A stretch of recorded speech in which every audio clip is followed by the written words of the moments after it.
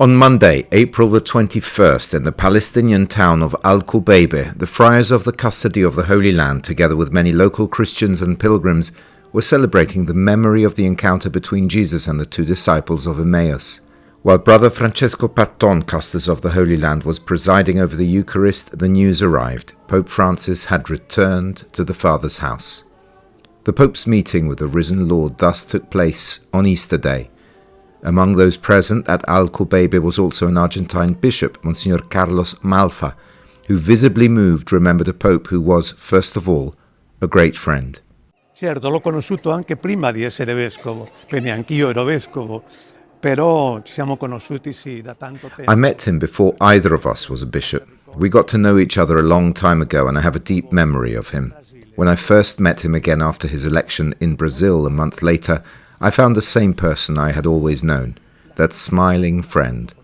A brother with a great sense of humour, a man who pointed always toward what God wants for the Church today. Anche quell'uomo che puntava verso quello che Dio vuole per la Chiesa nell'oggi che viviamo. Il Signore lo ha chiamato in un giorno speciale, perché lo ha chiamato proprio nell'ottava di Pasqua e lo ha chiamato anche dopo una vita dedicata interamente al servizio della Chiesa, e come Papa. The Lord called him on a special day, right in the Easter octave. He called him after a life entirely dedicated to the service of the Church, and I would say a life greatly dedicated to the Holy Land. The Holy Land was always in his heart. Even as Cardinal in Buenos Aires, he cared. He was the first to promote the Good Friday collection for the Holy Land. As Pope, he remained attentive. He came here, not just to the Holy Land, but also to Cyprus.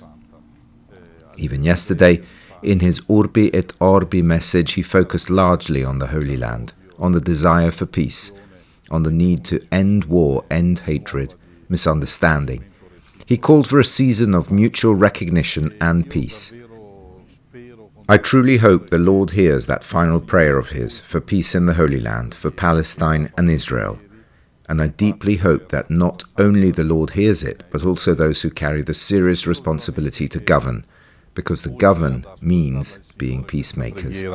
L'ascoltino anche coloro che hanno la grave responsabilità di governare e la grave responsabilità di essere, in quanto governanti, operatori di pace. L'unico che parlava di pace in questi ultimi giorni è stato l'ultimo. Ieri anche ha parlato della Terra Santa, ha parlato di Gaza. He was the only one speaking of peace these past days. He was the last, just yesterday. He spoke of the Holy Land, of Gaza. He spoke of peace. He suffered deeply from the situation here. He always wanted to know. Every time I saw him, he wanted to know how we were living, what the situation here was like. He suffered more than anyone from the war. Even from the hospital, he called Gaza every day. He called the people. He wanted to stay close. He really was close, especially to the people of Gaza. Quando era nell'ospedale chiamava Gaza, chiamava la gente di Gaza, chiamava tutti per essere vicino. È veramente stato molto vicino a noi, soprattutto alla gente di Gaza. Quando l'ho incontrato la prima volta ha scherzato sul mio cognome. When I first met him, he joked about my last name.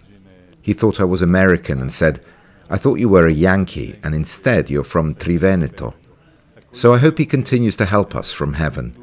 And with his sense of humour, I hope he keeps giving us the strength to live in difficult situations without ever losing hope. Veramente un momento molto triste per me personalmente, lo consideravo come un padre. Personally, this is a very sad moment. I saw him as a true father.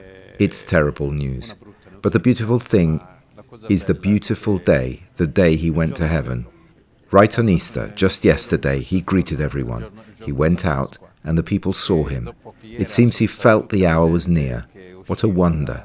He said goodbye to everyone and went to heaven. Sentiva, dopo che ha salutato tutta la gente, è andato al cielo.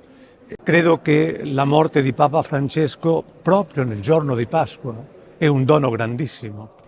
The death of Pope Francis on Easter Day is a great gift. It is the deepest meaning of our faith. He ended his earthly journey with the Urbi et Orbi message blessing Rome and the world. He walked across St. Peter's Square full of faithful. His farewell to the world was beautiful, both for him and for us, because we carry in our hearts this living hope, the joy of the gospel. He always spoke to us of that, announcing Christ, building the church, walking together. That's his legacy, the joy of the gospel, to proclaim that joy. Now we gather round his memory. We take hold of his legacy and we open ourselves with great hope to the future of the church and the world. Tutti intorno al suo ricordo raccogliamo la sua eredità e ci apriamo con grande speranza per la Chiesa e per il mondo.